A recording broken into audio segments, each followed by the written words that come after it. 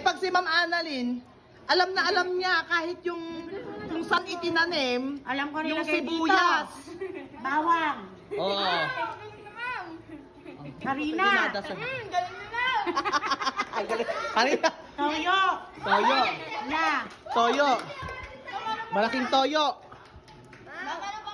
Sibuyas. Alam din niya kung sino nagtanim. Alam na alam niya. Ito lang ang masarap-sarap na lasa. Oo, tama. Pero yung consistency nito, medyo ano pa. Malapot. Ito sana medyo ano, kaya lang kulang lang sa konting lasa. Ayan.